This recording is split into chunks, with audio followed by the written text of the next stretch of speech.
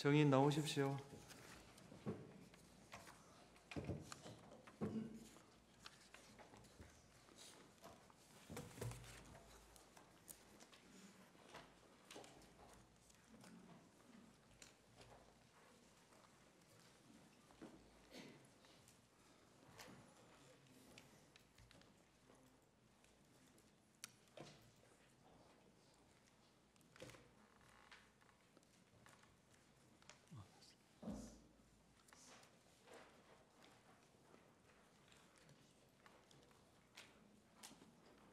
네, 안녕하세요.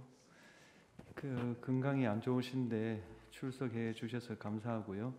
30분 재판이 늦어져서 죄송합니다.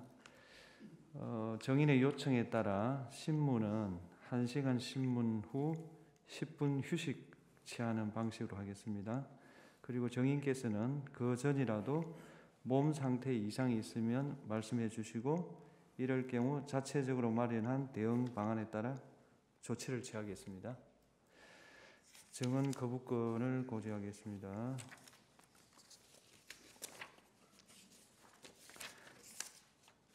본인이나 친족 또는 친족이었던 사람, 법정 대리인, 후견 감독인이 형사소추 또는 공소제기를 당하거나 유죄 판결을 받을 사실이 드러날 염려가 있는 경우 사유를 소명하고 증언을 거부할 수 있습니다. 정인이 선서하신 후에 개별적인 신문사항에 대해서도 같은 이유로 증언을 거부할 수 있습니다. 정인이 선서를 하신 후에 경험하지 않은 사실을 경험한 것처럼 기억이 불분명한데도 분명한 것처럼 진술을 하는 등 거짓말을 하시면 위정죄로 처벌받습니다. 선서하십시오.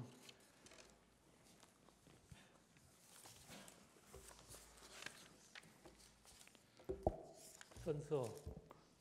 양심에 따라 숨김과 보탬이 없이 사실 그대로 말하고 만일 거짓말이 있으면 위증의 벌을 받기로 맹세합니다.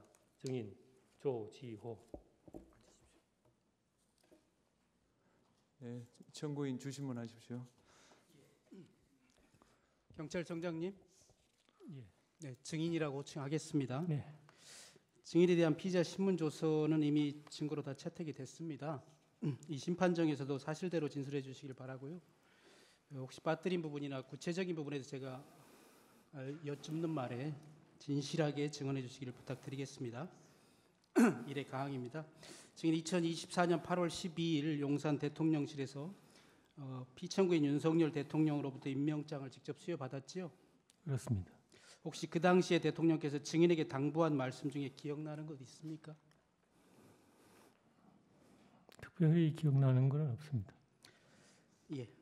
자, 생략하고 바항 묻겠습니다. 증인 경찰청 정보국장을 역임한 적도 있죠? 그렇습니다. 12.3 비상계엄 선포 이전에 증인이 수장으로 있는 경찰청에 정보국 차원에서 비상계엄에 관련된 정보가 수집된 것이 특별히 있습니까? 없습니다. 경찰청 대변인실에서는 매일 주요 언론 기사를 스크랩해서 청장인 증인과 주요 간부들에게 배포하고 있죠? 그렇습니다.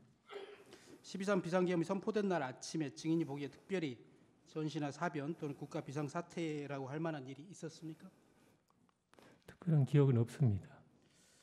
그날 주요 언론의 뉴스들은 소위 명태균 핸드폰이 언론사라 민주당의 명태균이 휴대폰을 제출하겠다고 한 내용이었는데 혹시 증인 기억납니까? 그게 매일매일 거를 기억할 수는 없습니다. 그날은 이제 비상계엄 한 당일 아침이니까요. 특별히 기억 안 납니까? 그날 비상계엄이 저녁에 발표가 됐기 때문에 그 비상계엄 한다는 그 날하고는 전혀 상관없이 보통의 날하고 똑같은 날이었습니다. 예. 12월 3일 저녁에 안가에서의 회동에 대해서 몇 가지 좀 여쭙겠습니다. 12월 3일 19시 20분경에 삼청동에 있는 안가에서 피청구인 대통령과 국방부 장관 김용현 그리고 서울경찰청장 김봉식을 함께 만났죠? 이 부분에 대해서는 제가 좀 양해를 좀 구해야 될 사안이 있는데 지금 제가 관련 건으로 기소가 돼서 서울중앙지법에서 지금 형사재판으로 제가 기소가 돼서 지금 피고인 신분입니다. 관련 공소 사실에 좀 포함되어 있어서 이 부분은 좀 증언을 못하더라도 좀 양해를 부탁드리겠습니다. 그날 안가에서 이렇게 만난 사실이 있다는 것도 확인해 줄 수 없습니까? 그것도 뭐 공소 사실이 포함되어 있는 내용이라서 공소 사실에 그 어떤 부분을 뭐 확인하고 어떤 부분을 확인 안 하고 하는 것보다는 그거는 형사 재판을 통해서 아마 사실 관계가 확인될 수 있을 것 같습니다. 예. 나의 일항을 좀 묻겠습니다. 그 자리에서 피청구인이 증인과 김봉식 서울청장에게 요즘 나라가 많이 시끄럽다. 종북 좌파 세력, 반국가 세력들이 사회 곳곳에서 나라를 혼란스럽게 하고 있다. 공무원에 대한 탄핵이 수십 차례 남발되고 있고 정부 예산도 마음대로 해서 정부가 일도 못하게 하고 있다. 그래서 오늘 밤 22시에 비상계엄을 선포해야겠다. 계엄이 선포되면 계엄군이 국회와 여러 곳에 갈 것인데 많이 혼란스럽고 시끄러울 것이다. 계엄군이 국회에도 갈 것인데 경찰이 나가서 국회 통제를 잘해달라라고 말하지 않았습니까? 그것도 이제 그 같은 이유로 좀 양해를 부탁드리겠습니다. 그 당시에 피청구인이 국정원과 경찰이 엉망이다라고 해서 증인이 검찰에서 경찰청장이 증인에게 경찰이 엉망이다라고 해서 증인이 바짝 쫄았다 이렇게 진술한 바 있는데 사실인가요? 같은 그 공소 사실 관련된 거라서 이런 내용도 공소 사실에 포함되어 있습니까? 어차피 그 공소장에 다 뭐 그 정확하게 어떤 공소장이 어떤 문구로 나와 있는지는 제가 잘 모르겠습니다만 어쨌거나 그 전반적인 사실이 공소 사실에 포함되어 있는 그런 내용입니다. 증인이 이런 사실에 대해서 확인해주면 증인의 그 형사 사건에서 불리해진다고 생각합니까? 그거는 뭐 분리할 수도 있고 그렇지 않을 수도 있는데 지금 제 형사 재판이 지금 공판 준비 기일 단계에 있고 제가 변호사로부터 들은 말에 의하면 아직 그 기록도 다 복사되어 오지 않았기 때문에 지금 검토할 수 있는 그런 상태가 아니라는 점을 좀 양해를 해주시면 감사하겠습니다. 예.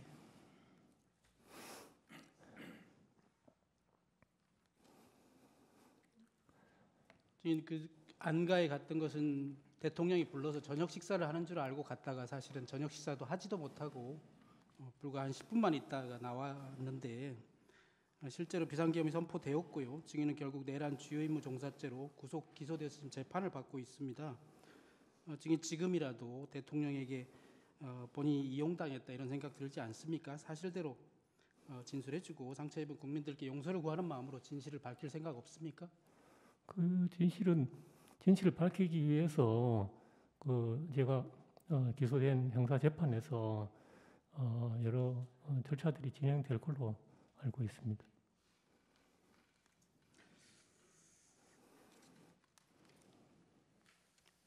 그럼 그 진실은 증인의 형사 재판이 끝나길 기다려야 된다고 생각하는 거예요? 어차피 공판이 지금 개시가 되었기 때문에 그 공판 결과를 통해서 확인될 걸로 생각하고 있습니다.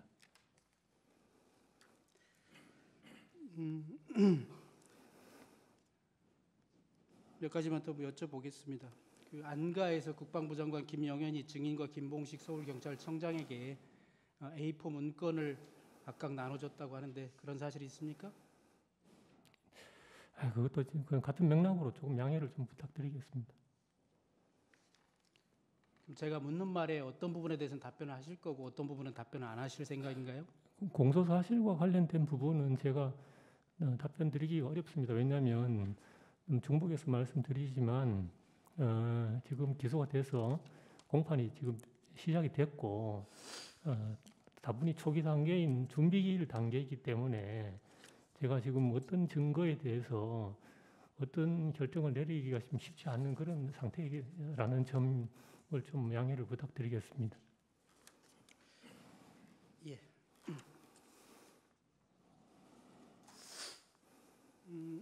제8차 변론 기일에서 이 심판정에서 피청구인 본인이 서울경찰청장 김봉식이 증언한 이후에 진술한 게 있거든요.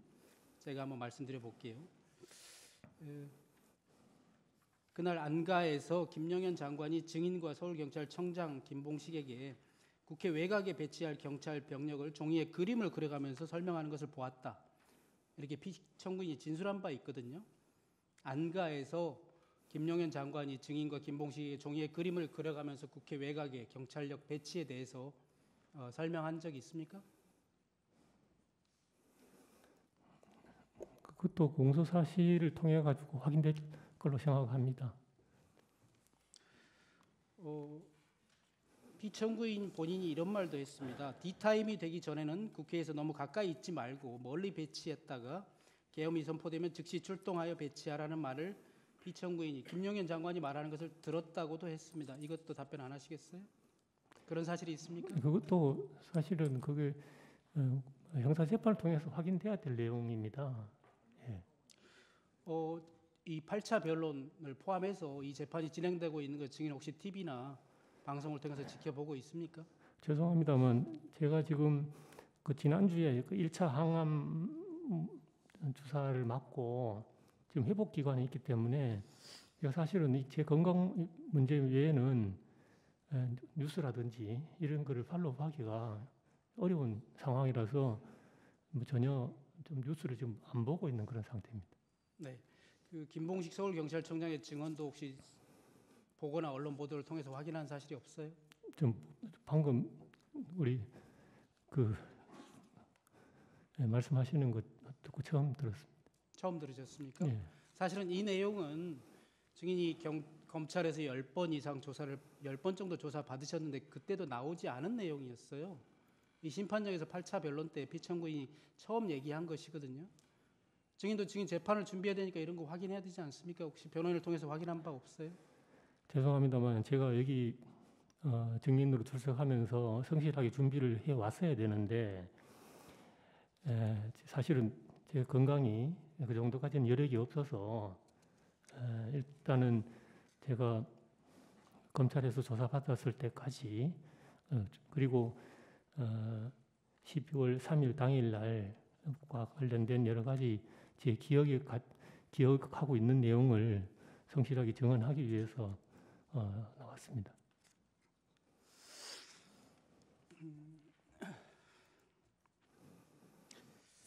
비상계엄 선포 이후에 국회 봉쇄에 관해서 몇 가지 좀 여쭤보겠습니다. 신문사항은 5항입니다.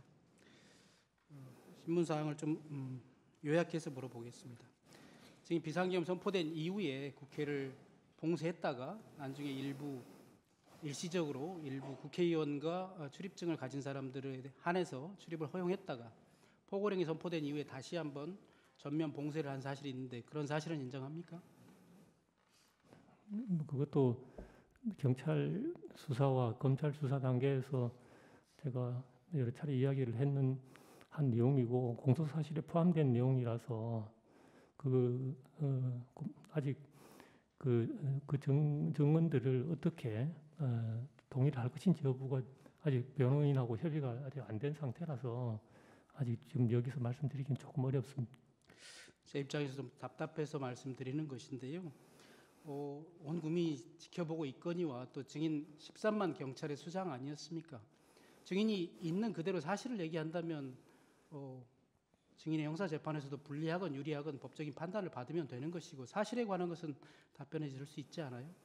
형사재판 통해서 제가 사실대로 다 이야기를 하고 그것이 제가 책임을 회피할 생각은 전혀 없습니다.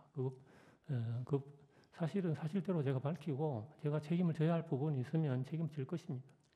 지금 검찰에서 조사 받을 때 매번 다 변호인 입회하에 조사 받으신 것은 맞습니까? 맞습니다. 예, 그리고 그때 질문에 사실대로 답변한 것은 맞아요? 이건 그 각 조서별로 제가 그렇게 다 서명 날인했습니다. 그리고 조사 받은 이후에 조서를 다 열람하고 서명 날인한 것도 맞죠? 그건 맞습니다. 주심은 여기서 일단 마치겠습니다. 예, 피청구인 주시문하십시오.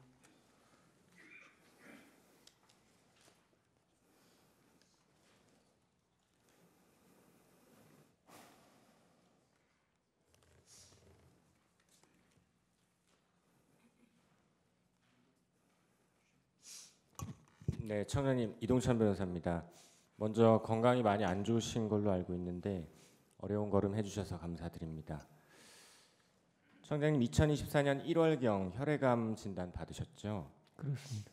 네, 지금 증언하시는 데는 큰 문제가 없으십니까? 최대한 건강을 빨리 회복하려고 노력 중에 있습니다. 네. 증인께서는 2024년 12월 3일 비상계엄 선포 및 해제 이후 12월 5일 국회 행안위, 12월 9일 법사위에 각 출석하셨죠? 예, 그렇습니다. 표 하나 제시하겠습니다.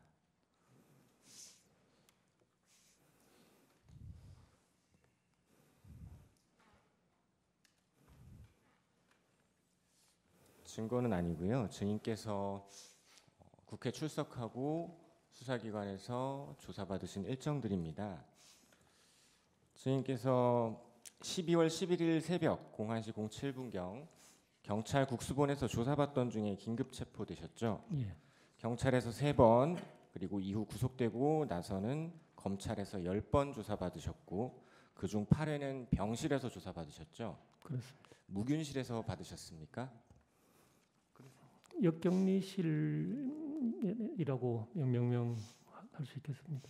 네. 조사 중에 폐렴까지 걸리고 백혈구, 호중구 수치가 원래 정상 수치 1,500에서 77까지 떨어지기도 하셨죠. 예, 검찰 조사 당시에 뭐 상황이나 분위기는 어땠습니까?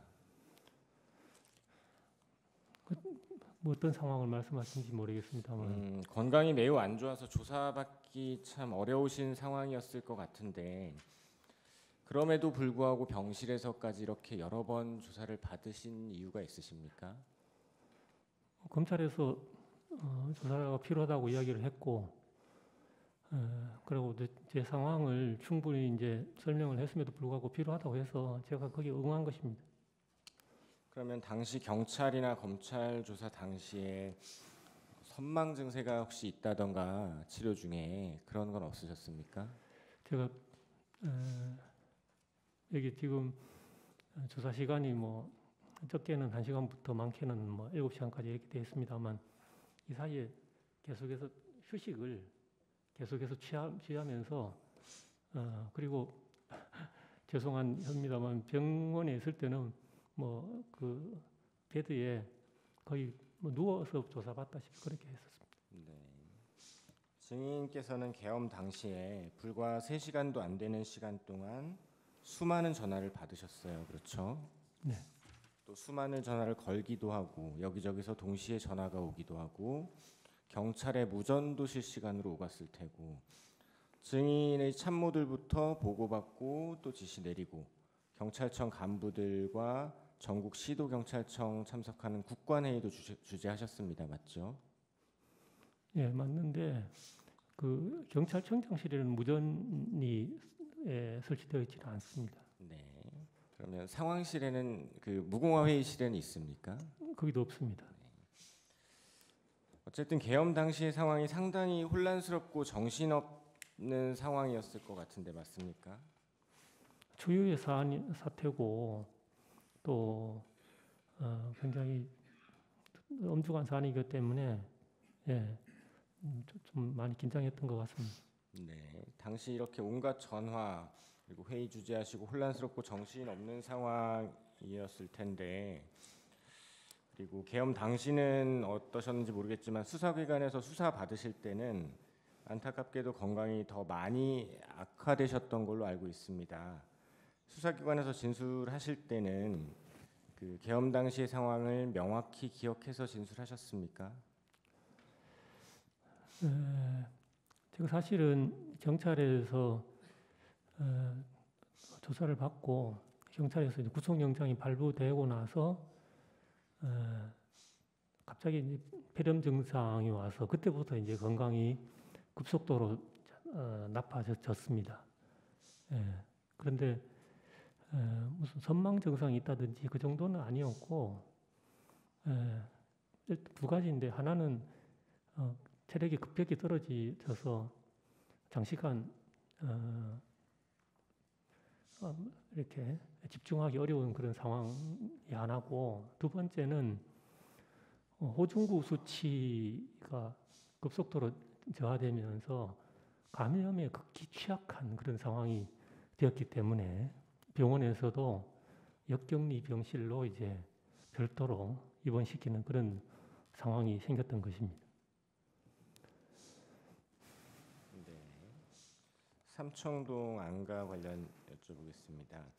12월 3일 19시 30분경 삼청동 안가에서 대통령, 국방장관, 경찰청장인 증인 그리고 김봉식 서울청장 만나셨죠?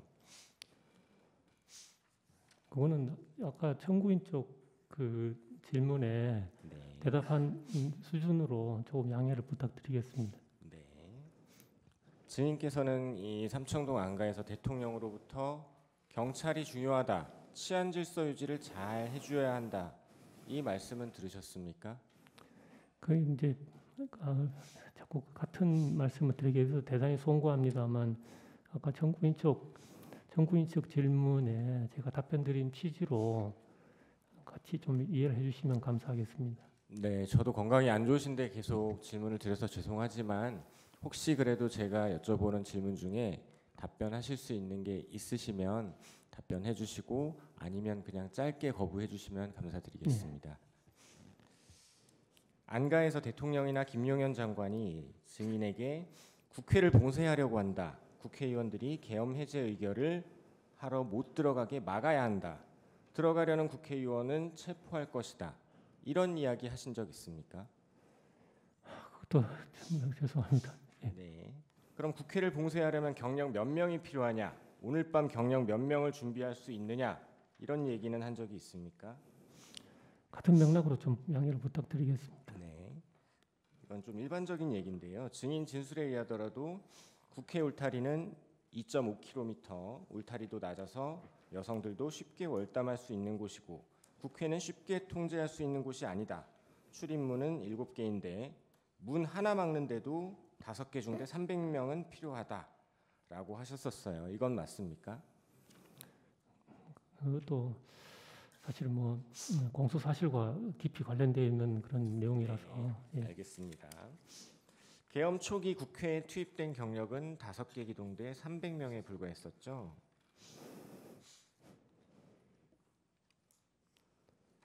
네, 그건 맞는 것 같습니다. 네.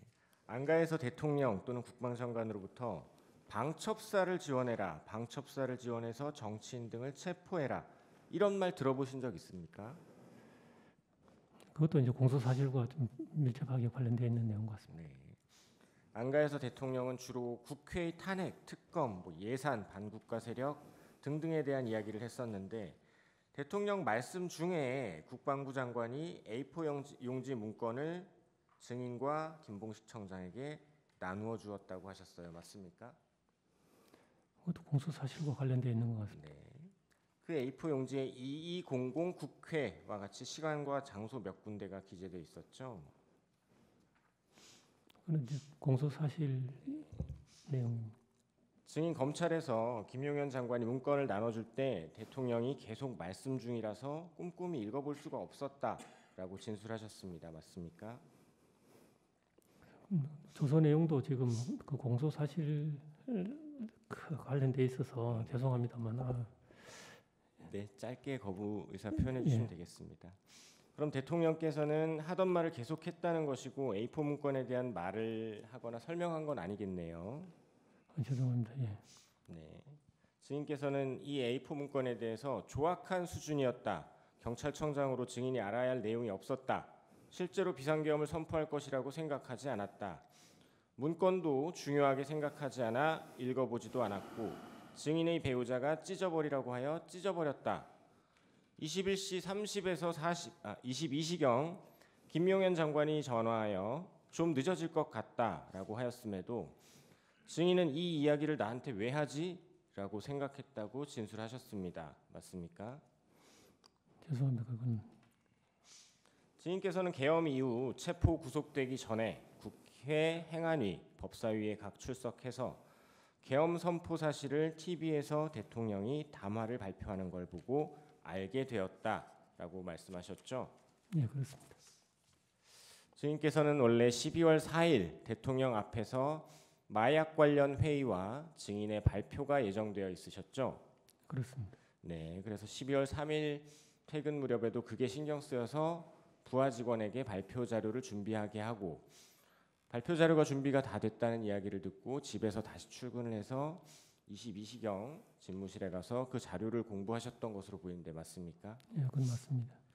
증인께서는 대통령이 이례적으로 불러서 간 자리에서 대통령이 비상계엄을 이야기하면서 경찰이 치안질서 유지를 잘해달라라고 했다는 것이고 그와 관련해서 대통령 옆에 있던 국방장관이 시간과 장소가 기재된 문서를 줬는데 그런데도 증인은 비상계엄을 선포할 것이라고 생각하지도 않았고 문건도 중요하다고 생각을 안 했고 경찰이 뭘 해야 한다고 생각하지도 않았고 증인에게 부여된 임무도 없었고 그래서 읽어보지도 않았고 배우자의 말을 듣고 찢어서 휴지통에 버렸다.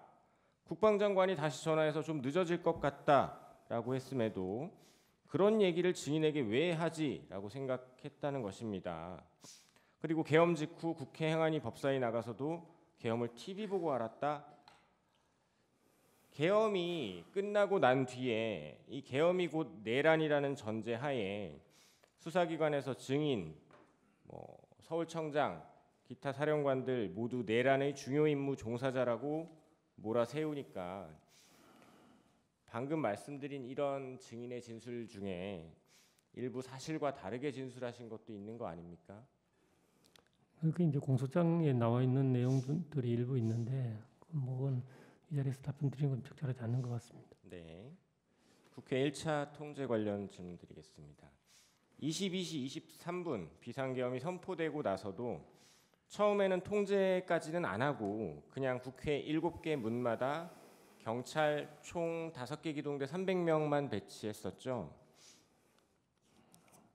그건 공소 사실이 포함되어 있는 내용입니다. 그러다 22시 45분경 증인이 김봉식 청장에게 국회에 경력 배치가 되었는지 물으려고 전화하셨다가 일시에 사람들이 많이 몰려오고 있는 상황이라 시민들 안전, 국회의 안전이 우려돼서 이 1차 통제를 하게 된 것이죠. 죄송합니다. 그건 공소 사실이 포함되어 있는 내용입니다. 네. 국회 경비대장 목현태의 진술에 의하더라도 원래부터 국회는 18시경부터 다음날 아침 9시까지는 일반인의 출입이 금지되어 있고 국회 관계자도 신분 확인 후에 출입이 가능하다고 하던데 맞습니까? 그건 제가 잘 모르겠습니다. 네. 일시적 선별적 국회 출입 허용 부분에 대해서 여쭤보겠습니다. 김봉식 서울청장께서는 23시 07분경부터 국회 상시 출입자들의 출입을 허용했는데 알고 계시죠? 그 공소 사실이 포함되는 내용입니다. 네. 이렇게 국회 상시 출입자들 출입을 허용하게 된 경위가 김봉식 청장이 증인께 전화를 해서 국회 상시 출입자들이 출입하게 해달라고 항의를 합니다. 검토 결과 출입을 통제할 법적인 근거가 없습니다. 출입을 허용해야 하겠습니다. 라고 했고 증인도 맞네요. 라고 해서 출입을 허용하게 된 건 맞습니까? 공소 사실입니다. 그래서 23시 07분경부터 2차 통제 지시가 내려간 23시 37분경까지 약 30분 동안은 국회의원, 보좌관, 국회 직원, 출입 기자 등 다수가 국회로 들어갔죠. 공소 사실이 포함된 내용 같습니다. 증인 이 시점, 그러니까 일시적 선별적 통제가 허용되고 있던 23시 07분경부터 23시 37분경 사이에 대통령으로부터 전화 받으신 거 있으시죠? 공소 사실이 포함된 내용입니다. 당시 대통령이 증인에게 전화하여 상황이 어떤지 물어봤고 증인이 대통령에게 이렇게 보고한 기억이 있는지 한번 들어보시죠. 김봉식 청장이 보고하기를 군은 아직 도착을 안 했고 사람들은 몰려오고 있고 김 청장이 검토해 보니 국회의원, 국회 관계자들의 출입을 막을 법적 근거는 없어서 신분 확인 후에 들여보내고 있답니다. 이렇게 증인이 보고하자 대통령이 역시 우리 김봉식 서울청장이 수사통이라 법도 잘 알고 잘하고 있네 라고 말하고 끊었던 거 기억나십니까? 공소 사실 관련된 내용인 것 같습니다. 계엄이 해제되고 난 12월 4일 새벽 증인은 대략 5시경으로 기억하고 계시던데 그 즈음에 대통령으로부터 전화 받은 사실 있으시죠? 예, 그때도 대통령이 증인에게 우리 김봉식 청장이 초동 대처를 잘해서 국회도 신속하게 들어가서 해제 의결 잘하고 상황이 잘 정리됐다. 김봉식 청장한테 잘했다고 수고 많았다고 꼭 전해주고 내가 직접 격려 전화하고 싶은데 일단은 김 청장도 늦어서 피곤할 테니 좀 쉬고 내가 내일 전화하겠다고 전해달라. 이렇게 말씀하신 적 있습니까? 그 시간에 전화를 받은 사실은 있습니다. 이런 내용으로 말씀하시진 않으셨습니까? 내용을 뭐 정확하게 다 기억은 못하지만 그렇게 상세하게 그 조금 그렇게 통화 내용이 길지는 않았던 것 같습니다. 대략적인 취지는 이렇게 뭐 김봉식 청장이 초동 대처 잘하고 뭐 들여보내줘서 신속하게 잘 끝났다 이런 취지는 맞았습니까? 덕분에 신속하게 잘 끝났다 이런 말씀을 하신 건 맞습니다. 그리고 실제로 대통령은 12월 4일 날이 밝고 나서 김봉식 청장에게 전화해서 같은 내용 초동 대처 아주 잘해줘서 의원들 잘 넣어줘서 상황이 아주 빨리 잘 끝났다 수고했다 이렇게 격려하셨다고 합니다. 알고 계십니까? 그 나중에 김봉식 청장한테 들었습니다. 그렇죠.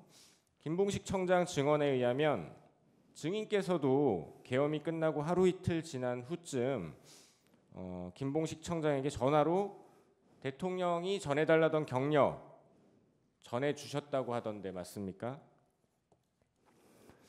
그때 김봉식 청장하고 통화를 통화는 한 것 같은데 구체적으로 무슨 이야기를 했는지는 제가 잘 기억을 못하겠습니다. 네, 대통령에게 김봉식 청장에게 증인께서 대통령이 잘했다 그러더라 대략 이런 취지의 말씀 전달하신 건 있습니까? 제가 대통령님께 전화를 받았던 내용을 이야기를 했었고 김봉식 청장님도 대통령님으로부터 또 직접 전화 받았다는 이런 내용으로 전화 받았다 하는 이야기를 들은 거는 있습니다. 네. 한편 12월 3일 그 일시적 선별적 국회 출입이 허용되던 그 시점쯤에 증인으로부터 대통령은 김봉식 청장이 선별적 출입을 허용하고 있다라는 보고를 대통령이 받고 나서 수방사령관한테 전화를 했었습니다. 상황이 어떤지. 그러자 수방사령관이 국회 사람이 많아서 어느 문으로 들어가야 할지 모르겠습니다. 이렇게 수방사령관이 얘기하니까 대통령이 증인에게 보고받은 내용 김봉식 청장이 이렇게 들여보내고 있습니다 라고 했던 증인의 보고 내용이 생각나서 수방사령관 이진우에게 경찰이 거기 어디 문으로 가면 신분 확인하고 들여보내주고 있을 테니까 그 문으로 가서 경찰에게 얘기하면 들어갈 수 있을 거다 라고 알려주기도 했다는데 어떻습니까? 대통령과 증인 그리고 김봉식 청장 이진우 수방사령관의 서로 간의 이 통화 내용에 비추어 보면 12월 3일 그 일시적 선별적 통제가 이루어지던 그 시각에 대통령이 증인에게 전화해서 김봉식 청장 잘하고 있다라고 한 것은 맞는 것 같은데 어떻습니까? 그 시간에 그 대통령님의 전화 내용은 공소 사실에 포함되어 있는 내용이라서 여기서 구체적으로 말씀드리기 좀 어려울 것 같습니다. 당시에 어쩌면 공소사실과는 반대되는 국회의원들 잘 들여보내주고 있다는 보고를 하셨고 실제로 들여보내주고 있었고 그거에 대해서 대통령이 잘하고 있네. 이건 오히려 공소사실에 있어 증인에게 유리한 부분 아닙니까? 뭐 유리 분리를 떠나서 일단 전체적으로 아까도 말씀드렸다시피 지금 공소 사실에 포함되어 있는 내용이고 지금 재판의 초기 단계이기 때문에 제가 이제 양해를 말씀을 드리는 것입니다. 네, 잘 알겠습니다. 증인 선별적 출입을 허용하다가 23시 37분경 2차 통제하게 되셨죠? 예. 2차 통제하게 된 경위에 대해서 증인은 포고령 1호가 발령된 23시 23분 즈음 계엄사령관 박안수의 전화를 받고서라고 진술했던데 맞습니까? 그건 공소 사실에 포함된 내용입니다. 당시 박안수는 포고령 1호가 발령된 사실을 알려주고 경력 증언을 요청했다고 하는데 맞습니까? 공소 사실을 통해서 확인될 것 같습니다. 증인은 검찰 조사에서 조사 회차가 거듭되는 과정에서 이 부분에 대해서 처음에는 모르겠다, 또 박안수가 셧해달라고 차단해달라고 했다라고 진술하다가 박안수 말이 맞을 수도 있다, 즉 셧다운이 아니라 경력 증언을 요청했을 수도 있다, 증인이 착각했을 수도 있다라고 진술했던데 박안수가 증인에게 국회를 셧해달라, 차단해달라고 한 게 맞습니까? 아니면 박안수 말대로 경력 증언을 요청한 게 맞습니까? 그것도 아니면 당시 상황이 혼란스러워서 기억이 명확하지 않으신 겁니까? 일단 경찰 검찰 조사에서 제가 기억나는 대로 증언을 했었고 진술을 했었고 그 부분은 이제 앞으로 공소 사실을 통해 가지고 확인돼야 될 내용인 것 같습니다. 네, 증인 건강이 많이 안 좋으신 것 같아서 한 두세 가지만 묻고 정리하겠습니다. 1, 2차 국회 통제 상황을 되짚어 보면 결국 증인이나 김봉식 청장이나 사람이 한꺼번에 많이 몰리는 상황에서 우발 대비, 질서 유지, 시민 안전을 위해서 경찰을 투입하고 선별적으로 출입시키다가 사람이 너무 많이 몰려서 통제도 했던 것으로 보이고, 이것은 증인께서도 설명하고 잘 알고 계시듯이 경찰이 사람들이 많이 몰렸을 때 당연히 해야 할 경비 업무를 수행하신 것으로 보입니다. 그런데 계엄이 끝나고 나니까 갑자기 계엄이 내란이 되고 증인이나 김봉식 청장 모두 내란 중요 임무 종사자가 되어버렸습니다. 비상계엄 당시에 증인 내란이라는 생각을 조금이라도 해보셨습니까?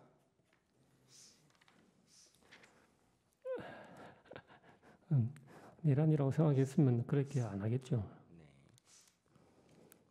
증인 비상계엄 당시에 대통령으로부터 전화 받을 때 비화폰으로 받으셨죠? 예, 그날 대통령 말고 증인에게 비화폰으로 전화 건 사람 한 명 있습니다. 맞습니까? 예, 박안수 계엄사령관이 국방부 장관의 비화폰을 빌려 포고령 발령 즈음 증인에게 전화했던 바로 그 전화 한 통입니다. 맞습니까? 맞습니다.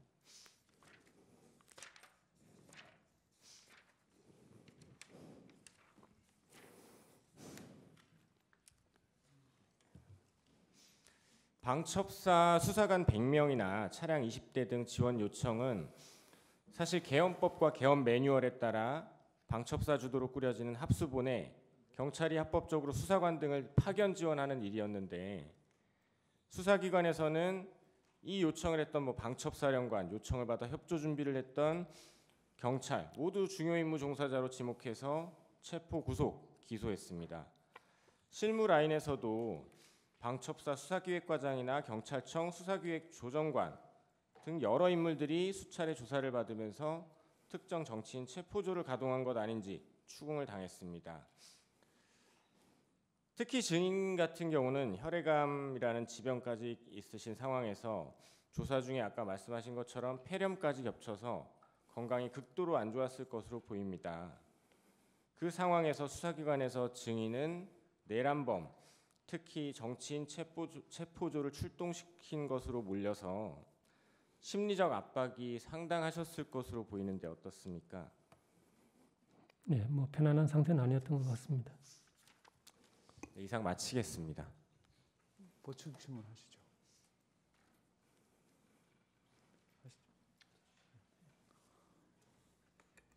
저 증인 박현수 국장 아시죠? 예, 알고 있습니다. 행안부 경찰국장. 그렇습니다.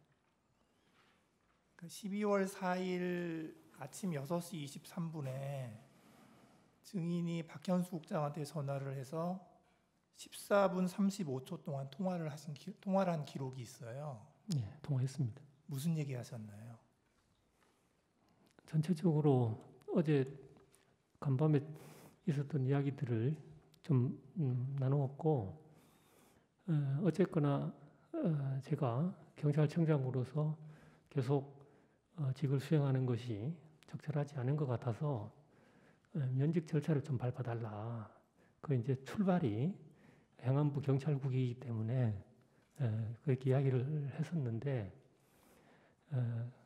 박현수 국장이 강력하게 만류를 해서 그러면 뒤에 따로 만나서 이야기를 좀 하자. 그러고 이제 마무리 짓고 전화를 끊었습니다. 그 박현수 국장 말에 의하면 증인이 이런 얘기했다는 거예요. 증인이 대통령의 지시를 정면으로 거부하였고 대통령께 죄송하다고 얘기를 했더니 대통령이 덕분에 빨리 잘 끝났어 라고 얘기를 해서 그게 상당히 좀 뼈가 있는 말로 알아들어서 내가 이런 상황에서 어떻게 경찰청장을 하냐 이런 얘기를 박현수 국장한테 했다고 그러는데 그런 얘기 한 적이 있나요? 뼈가 있다는 말은 제가 한 적이 없고요. 네. 인간적으로 죄송한데 이런 상황에서 제가 경찰청장직을 계속 수행하는 것이 바람직하지 않은 것 같다. 그래서 면직 절차를 좀 밟아줬으면 좋겠다. 이렇게 제가 이야기를 했었던 겁니다. 그 증인이 아까 그 박한수 계엄사령관한테서 전화를 받은 적이 있다고 하셨잖아요. 전화를 받았습니다. 전화를 받았는데 증인이 협조 안 해줬죠. 결과적으로 그렇게 됐습니다. 예? 결과적으로 그렇게 됐습니다. 예. 그리고 여인영 방첩사령관이 전화를 했는데 그때도 증인이 협조 안 해줬죠. 예. 네, 이상입니다. 주신문하십시오. 추가 신문하십시오. 예. 증인 공소사실과 상관없는 얘기를 한번 여쭤볼게요. 예. 최근 보도에 따르면 정보사 100여 단이 계엄 하루 전인 12월 2일에 경찰청에 범죄 경력 조회를 할 수 있는 폴 조회 권한을 복구해달라고 정식으로 공문을 보냈고 경찰청이 이를 복구해줬다고 하는 기사가 있었습니다. 증인 혹시 알고 있어요? 죄송합니다. 못 봤습니다. 기사를 못 봤어요? 예, 기사도 못 봤고 예. 그 내용을 보고받은 적이 없습니다. 경찰청장이 증인에게 타 기관의 협조 요청에 대해서 보고조차 하지 않습니까? 그 사안에 따라서 좀 다른데 아마도 그 정도는 실무적인 판단 사안이라서 아마 국장급에서 결정되었을 가능성이 많을 것 같습니다. 예. 이 심판정에서 김봉식 서울경찰청장은 12월 3일날 안가에서 비상계엄을 선포할 수밖에 없는 이유를 설명하면서 개인적인 가정사 얘기를 했다고 해요. 증인도 들었죠? 그거는 좀 공소사실과 관련된 그런 내용. 공소사실에 그 내용 포함되어 있지 않지 않습니까? 근데 이제 그 안가에서 있었던 그 안가 참석자들의 진술이라든지 이런 게 이제 공소사실의 기본이 되지 않겠습니까? 예, 알겠습니다. 네. 그 방금 주신 재판관님 신문사항에서 뼈 있는 말로 들었다, 뼈 있는 말로 알아들었다 이렇게 진술한 바 있어요, 증인이. 그런가요? 제가 네. 그건 저 기억이 없습니다만. 그걸 언제 그렇게 알아들으셨냐면 피청구인 대통령이 증인에게 직접 전화한 것이 계엄 해제 안건이 가결되기 전에 6번 했고요. 그 뒤에 2번 했다고 하면서 그 뒤에 2번 전화 왔을 때 뭐 고생했다 이렇게 격려를 하니까 증인이 뼈 있는 말로 알아들었다 이렇게 답변했거든요. 글쎄 저는 뼈 있는 말이라는 표현은 제가 잘 쓰는 표현도 아니고 평상시에 제가 인간적으로 미안해서 내가 이 직을 계속 유지하는 것이 적절하지 않겠다. 그래서 면직 절차를 좀 밟아줬으면 좋겠다. 이렇게 이야기를 했었습니다. 저는 피청구인이 치하를 하긴 했지만 증인은 속마음으로는 치하를 하는 게 아니고 나를 질책하는 것이다. 이런 의미로 뼈 있는 말로 알아들었다. 이렇게 답변한 저는 것으로 그때 이해했는데 그 대통령님의 전화를 제가 직접 새벽이지만 직접 받아서 그렇게 뭐 질책하고 그런 식으로 제가 받아들이지는 않았습니다. 왜냐면 오히려 질책하고 그랬으면 제가 좀 많은 다른 생각을 했었을 텐데 그렇지는 않은 것 같습니다. 김용현 장관과 비아폰으로 2번 통화했어요. 그렇죠? 10시 이전에 좀 늦어질 것 같다라고 전화가 한번 왔었고요. 그 한번 예. 그리고 다시 포고령이 선포될 무렵에 다시 전화가 왔는데 그때 통화는 박한수 계엄 사령관하고 통화를 했죠. 다만 전화는 김용현의 폰으로 오지 않았습니까?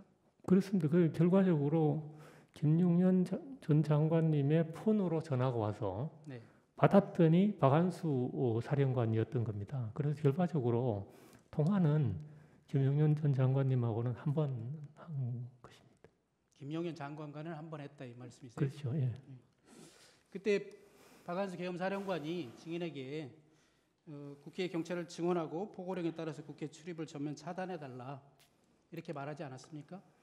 그건 이제 공소 사실에 포함된 내용이라서 아마 좀 예, 답변하지 않으실 거면 답변하지 않겠다고 짧게 말씀해 예, 주십시오. 예. 그때 그러면 박한수 계엄 사령관이 국회를 셧 해달라 이렇게 했다고 증인이 진술한 바 있거든요. 셧 해달라는 것은 무슨 의미인가요?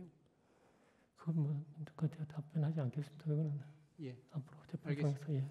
셧 해달라 이런 말은 잘 안 쓰거든요. 혹시 셧다운 해달라 이런 말 아니었습니까? 그런데 그거는 구체적인 워딩을 그러니까 지나간 일들을 그 녹음이나 녹화하듯이 이렇게 기억하는 건 사실상 쉽지 않습니다.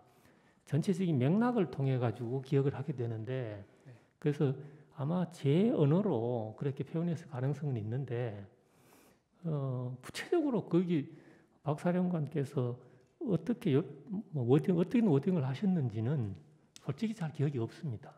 전체적인 맥락만 이제 기억을 하는 것이죠. 예. 그래서 제 생각에는 맥락상 또 일반적으로 사람들이 용어 사용법이 셧 해달라 이런 말보다는 셧다운 해달라 이렇게 말하는 경우가 더 많을 것 같았어요. 여쭤보는 거예요. 셧다운 해달라라고 말한 것은 아닙니까? 제가 한 가지 분명한 건 박 사령관께서 그렇게 영어 표현을 하진 않으셨던 것 같고 제 언어로 이렇게 조사를 받으면서 제 언어로 이야기를 했던 것 같습니다. 예. 피청구인과의 통화 그리고 국회의원 체포 지시에 대해서 여쭙겠습니다. 피청구인과 계엄 해제 요구안 가결 전에만 해도 6번 통화를 한 사실이 있는데 그때 피청구인 증인에게 했던 말은 이런 건가요? 제가 한번 읊어볼게요. 조 청장, 국회에 들어가려는 국회의원들 다 체포해, 잡아들여.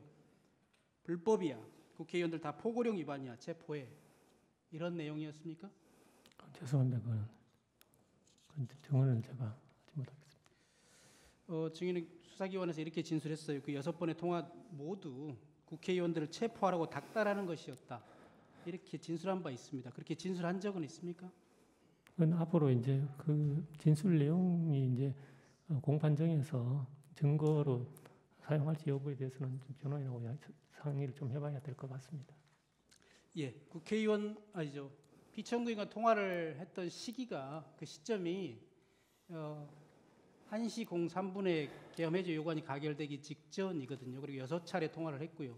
증인 그때 증인의 집무실에서 TV를 틀어놓고 국회 상황을 다 지켜보고 있었을 것 같은데 그거 맞습니까? TV를 계속 틀어놓고 있었던 걸로 분명합니다. 네. 그러면 TV 방송을 통해서 본회의 개최를 위해서 국회의원들이 국회로 모이고 있는 상황인 것은 증인도 인식하고는 있었겠네요. 그렇습니다. 계속 그 당시에 제 기억에 TV에는 국회 본회의장을 거의 비추는 화면이 대부분이었던 것 같습니다. 당연히 국회 본회의가 왜 열리려고 하는지도 알고 계셨죠? 그렇습니다. 증인의 진술 피의자 신문 조서에 보니까 그 무렵에 11시 반 이 무렵에 국회의원 이상식, 조은희 국회의원, 그다음에 서범수 의원이 전화를 했다고 돼 있는데 그 전화 받은 것은 맞습니까? 네. 그 국회의원들하고 통화를 했으니까 국회의원들이 국회로 가고 있는 상황에 대해서 얘기했나요? 국회 상황에 대해서 말씀하시진 않으셨고, 뭐 어떻게 된 거냐 이렇게 이제 물어보는 그런 내용인데 저도 잘 모르겠습니다. 이런 대화가 주로 이루었습니다. 그 보시면 아시겠지만 그 대화 내용이 좀 짧습니다. 그게 네. 그렇게 길지 않기 때문에 상세한 이야기를 하기는 끝이었나. 그 당시에 국민의힘은 의원총회를 국회에서 열려고 했다가 또 당사로 옮겼다가 이런 상황들이 있었던 것 같은데 혹시 그런 내용에 대해서 들어보지는 못했어요? 그 국회의원들한테? 그분들한테는 들은 건 없고 네. 그 TV 보도를 통해서 그런 내용이 나오는 걸 들었던 것 같습니다. 예. 정의는 잘 모르겠지만 그 무렵에 비천구인은 또 특전사령관이나 수방사령관하고도 통화를 했고요. 비천구인은 부인하고 있습니다만 국회의원들을 끌어내라고 지시하거나 내가 2번, 3번 계엄을 선포하면 된다는 얘기도 했다는 진술도 있고 그렇습니다. 그 무렵에 증인한테 6번 전화한 것이거든요. 그때 증인한테 전화해서 국회의원들을 끌어내거나 체포하라는 지시를 한 거 아닙니까? 그건 뭐 공소 사실에 포함된 내용입니다. 증인한테 혹시 국회를 단전하라거나 또 무기나 수갑 등의 장구를 사용해서라도 국회의원들을 체포하거나 끌어내라고 지시한 사실은 없습니까? 그럼 뭐 공소 사실을 통해서 확인될 것 같습니다. 증인이 대통령과 비어폰으로 통화를 하고 있을 때 23시 34분경에 행안부 장관 이상민으로부터 전화가 와서 증인이 대통령과 통화를 하고 있기 때문에 이상민과의 전화를 잠시 붙든 채로 대통령과 통화를 마치고 이상민 장관과 통화를 한 사실이 있지요. 네. 그 사실은 있지요. 네. 그러면 통상 장관의 전화를 받았는데 기다리게 했으니까 양해를 구할 거 아니에요? 방금 대통령과 통화를 했습니다. 기다리게 죄송합니다. 이렇게 양해를 구한 사실이 있습니까? 그렇게 양해를 구하진 않았고 이제 그 전화를 받고 아유 장관님 죄송합니다 이렇게 말씀드리니까 장관님이 뭐 별다른 말씀 없이 이렇게 말씀을 이어가셔서 대통령님과의 어떤 뭐 통화라든지 이런 말 이야기는 전혀 없었습니다. 혹시 그때 이상민 장관이 증인에게 단전단수라든가 소방청과 협조하라는 이런 말을 하지 않았습니까? 전혀 없었습니다. 그런 말 없었습니까? 그 직후에 소방청장과 통화한 사실인데 그 증인 모릅니까? 그건 잘 모르겠습니다. 통화를 이상민 장관과 통화한 직후인데요. 23시 36분경에 증인이 김봉식 서울청장에게 직접 전화해서 다시 국회를 봉쇄하라고 지시했는데 그런 사실은 있지요? 그건 이제 공소 사실에 포함된 내용입니다. 김봉식 서울청장에게 전화해서 대통령과 통화를 했다. 그러니까 국회를 다시 봉쇄하라 이렇게 대통령의 지시임을 말하지 않았나요? 하여튼 공소 사실에 포함된 내용을 통입니다. 예, 신문상 14망입니다. 해제 요구안이 가결된 이후에도 비청구인으로부터 2차례 전화를 받았다고 했는데 그건 맞습니까? 그런 것 같습니다. 그게 제가 나중에 통화 기록을 보면서 알게 된 내용입니다. 그 2차례의 통화는 계엄 해제 요구안이 가결된 이후이고 또 비청구인이 계엄을 해제하겠다고 공식적으로 담화를 발표하기 이전인 것은 맞습니까? 그거는 담화 발표 이후인 것 같은데요. 그 2차례 예. 다요? 예. 그러면 2차례 전화가 와서 증인한테 아까 그 뼈 있는 말이라고 했다는 부분하고 연결이 되는데 증인한테 수고했다 이런 인사말을 한 것이 맞습니까? 네, 수고했다고 말씀하셨고, 예, 그래서 수고했다고 말씀하신 건 분명합니다. 그 시점이면 상당히 다급한 상황일 텐데 한가하게 2번이나 전화해서 수고했다는 말을 했다는 게 사실입니까? 그거는 새벽 거의 끝나고 네. 새벽 그 새벽 시간이기 때문에 그때는 상황이 끝난 뒤라서 뭐 다급하고 그러진 않았습니다. 제가 그 경찰청장실 집무실 안에 있는 내실에 들어가서 그 침대에서 자고 있다가 전화를 받았기 때문에 다급하고 그러진 않았습니다. 뭐 어쨌든 간에 2차례나 똑같은 수고했다는 치하를 하려고 2차례나 전화했던 것이 근데 맞아요. 지금 통화 목록에 2차례가 돼 있었는데 실제로 제가 기억하는 건 한 번인데 근데 대통령께서 전화하셔가지고 뭐 수고했다고 말씀하시는 그게 이제 기억이 나는 겁니다. 네, 그 경찰국장 박현수와 통화에 대해서 좀 여쭙겠습니다. 계엄 해제 요구안이 가결된 직후인 공안시 13분경에 박현수가 증인에게 전화해서 2분 52초 동안 통화한 사실이 있던데 그런 통화를 한 사실은 있지요? 뭐 통화 목록이 있으면 통화했을 겁니다. 그때는 어떤 통화였는지 기억납니까? 제가 이제 그뭐 어떤 구체적으로 어떤 통화를 했는지는 제가 기억을 잘 못합니다. 예, 아까 그 처음에 국회를 전면 봉쇄했다가 나중에 일시적으로 풀었다가 다시 포고령 선포 이후에 또 전면 봉쇄했고요. 그리고 그것이 계엄 해제 요구안이 가결된 이후에 01시 45분경까지 지속이 되거든요. 그리고 증인의 진술에 이런 게 있더라고요. 국회에서 계엄 해제 요구안이 가결되긴 했지만 대통령이 아직 해제를 공식으로 선포하지 않았으니까 더 기다려보자라고 해서 풀지 않았다고 증인이 진술한 바 있거든요. 01시 13분경에 경찰국장 박현수가 전화해서 아직 국회 봉쇄를 풀면 안 된다라고 말을 했기 때문에 풀지 않고 있었던 것은 아닙니까? 분명한 거는 박현수 국장이 저한테 지시하거나 이렇게 할 위치에 있는 것도 아니고 실제 그렇게 하지도 않았습니다.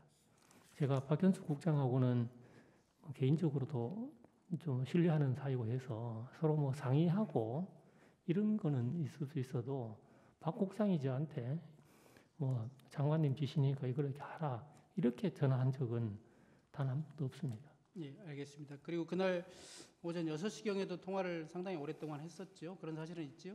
그건 아까 재판관님 예. 신문에 제가 그리고 말씀드린 나서 대로 그날 오후에 12월 4일 오후에 네, 박현수 경찰국장이 증인의 사무실로 찾아온 적도 있죠. 그렇습니다. 예, 그때는 무슨 용건으로 찾아왔나요? 그 당시에는 이제 이 비상계엄 상황이 없으면 정상적으로 하면 그 주에 경찰 고위직 인사가 예정되어 있는 중입니다. 그래서 인사의 어떤 시기라든지 전체적인 범위라든지 하는 것을 그 경찰국장과 제가 상의하기로 미리 약속이 돼 있던 그 만남이었습니다. 경찰 고위직 인사 상의하러 왔다 이 말씀이시죠? 그렇습니다. 예. 12월 4일 오후에 증인에게는 행안부 경찰국장으로서 이상민 장관의 메신저 역할을 한 박현수가 증인을 찾아와서 얘기를 하고 김봉식 서울청장에게는 피청구인이 직접 전화를 했거든요. 그 무렵에.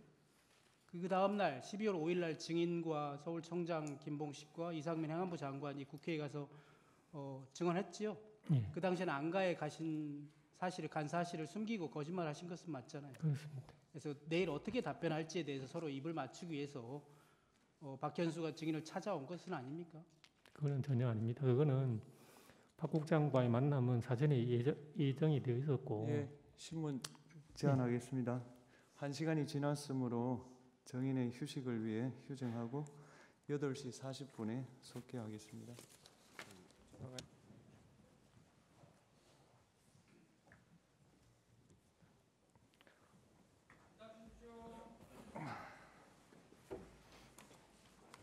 예, 피청구인 추가 신문하십시오.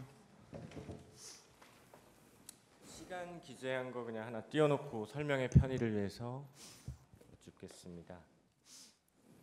포고령이 발령된 게 대략 23시 23분 그리고 계엄이 해제된 것이 01시 03분입니다. 증인께서는 12월 3일부터 12월 4일까지 사이에 대통령으로부터 비화폰으로 총 8회의 전화를 받았고 그중 앞의 6번은 포고령 1호가 발령된 23시 이후부터 국회의 해제 의결이 있었던 01시 03분 사이 그리고 뒤에 2번, 앞에 6번 말고 뒤에 2번은 계엄 해제 이후 증인이 내실에서 잠을 자고 있던 05시경이라고 하셨습니다. 그건 맞습니까? 제가 전화 내용은 물어보지 않겠습니다. 시간만 여쭤보겠습니다. 정확한 시간은 모르겠는데 하여튼 그 뒤에 온 거는 새벽인 거는 확실합니다. 그리고 증인이 이렇게 6번, 2번을 나눠서 기억하는 이유에 대해서 12월 4일 낮에 증인이 비화폰 통화 목록을 지우려고 확인했을 때 계엄 당시 대통령으로부터 온 전화가 6번, 6회의 통화와 2회의 통화가 나누어져 있었고 그 나누어진 이유가 중간에 다른 통화가 끼어 있었기 때문이라고 진술하셨는데 그건 맞습니까? 그렇게 진술하지는 않은 것 같은데요. 그렇게 진술 안 하셨습니까? 하여튼 그 나눠져 있었고 그게 나눠져 있었던 이유에 대해서는 제가 잘 모릅니다. 네. 예. 증인 박한수 계엄사령관으로부터 그 국방부 장관 비화폰 빌려서 걸었던 전화, 증인에게 걸었던 전화, 박한수한테서 받은 첫 번째 전화였죠. 박한수로부터 사건 당일 3번. 예. 그 첫 번째 전화가 포고령 발령 시점, 즉 23시 23분 경이었죠. 포고령 관련 전화였는데 맞습니까? 그거는 공소 사실 관련된 내용이라서 정확하게 제가 네네. 대통령으로부터 왔던 첫 번째 전화는 그 아까 일시적 선별적 출입을 허가하던 그 즈음에 잘하고 있다는 그 전화입니까? 근데 그건 공소 사실에 포함된 내용이기도 하고 잘 기억도 없고 그렇습니다. 그러면 대통령으로부터 온 전화, 박한수로부터 온 전화, 그 국방부 장관 비화폰으로 걸었던 전화, 그 두 개 중에 어느 게 먼저입니까?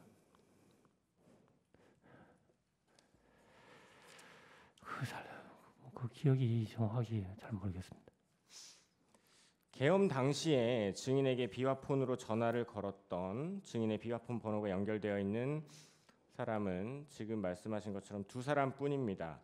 박한수 사령관이 김용현 장관 비화폰으로 걸었던 23시 23분경의 전화, 그리고 대통령으로부터 걸려왔다는 전화들, 이 두 사람, 즉 대통령과 국방부 장관 비화폰 말고 계엄 선포 이후 12월 4일 낮 증인이 비화폰 통화 목록 확인하실 때까지 증인의 비화폰으로 전화를 걸어온 다른 사람은 없다고 하셨습니다. 조금 전에 맞습니까?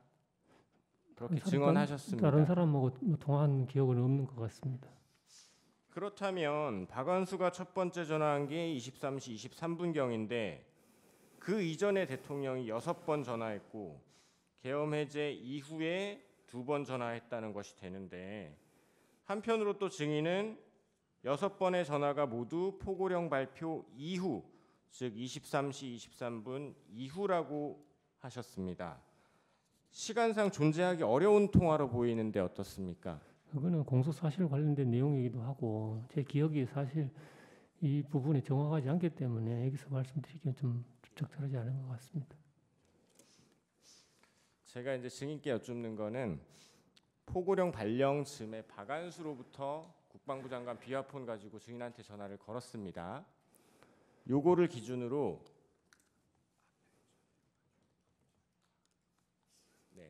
박한수의 그 비화폰 전화 한 번, 이즈음, 이거를 기준으로 앞에 6번, 뒤에 2번 대통령 전화가 있었다고 증인이 말씀을 하셨어요. 설명을.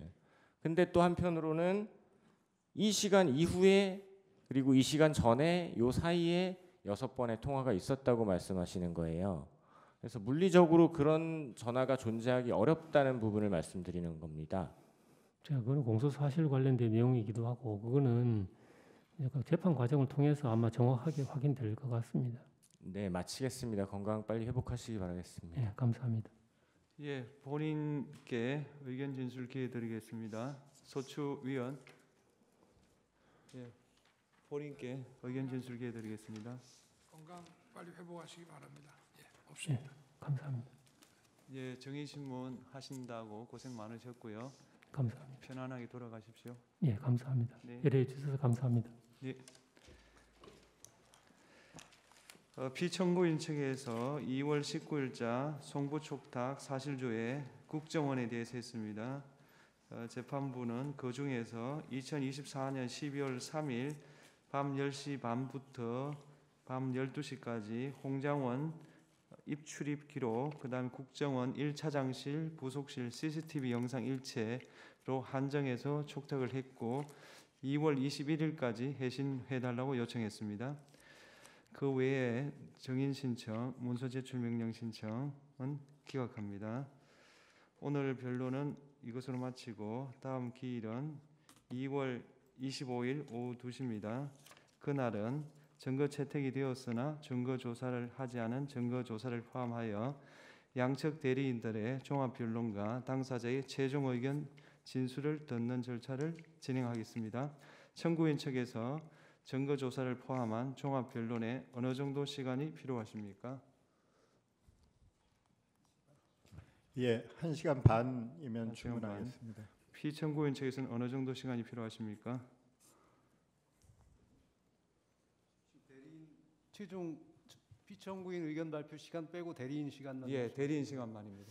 저희는 한 2시간은 필요할 것 예, 같습니다. 그러면 청구인, 피청구인 각 2시간 증거조사 변론 포함입니다. 그 다음에 소추위원과 피청구인 본인께 최종 의견 진술 기회를 드리는데 이때는 시간 제한을 하지 않겠습니다. 오늘 재판 이것으로 재판장님, 네. 최종 기일 지정과 증거와 관련된 것에 따라 3분만 의견 하십시오. 선거는 국민 주권 실현의 통로이고 대의제 민주주의의 근간입니다. 선거에서는 무엇보다 국민적 신뢰가 중요하다고 할 것입니다.